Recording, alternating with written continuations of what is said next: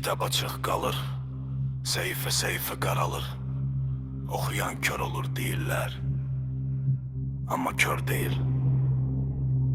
Sadəcə bəhanə tapır.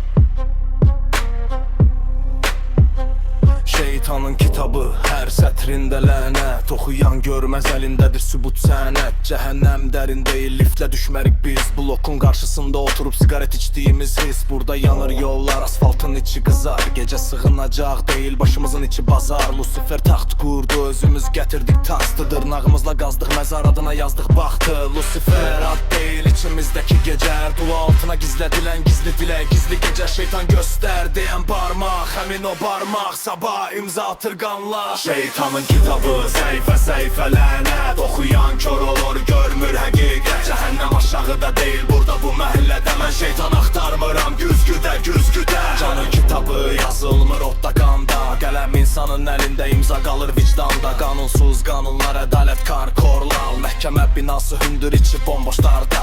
Mən iblisə yox, düz insanın düzünə baxıram. Gözündə işıq yox, amma cibində yalan axıram. Şeytan aldatdı məni, ucuz köhnə bahandı. Hər gün eyni cümlə, fərqli qurban, eyni vandal. Şeytanı axtarmıram, güzgüdə tapıram. Səhər üzümü yuyanda ilk gözümü tənqid atıram. Əlim qana batmayıb, amma susmaqda izli. Dilsiz şahiddə şərikdir, eyni zəncir, eyni izdir.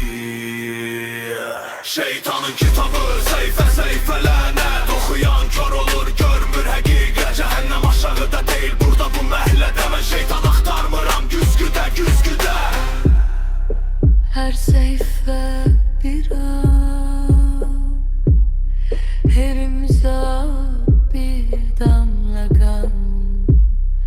Şeytan kənarda dayanmayıb, o barmağın saxladığı yalan.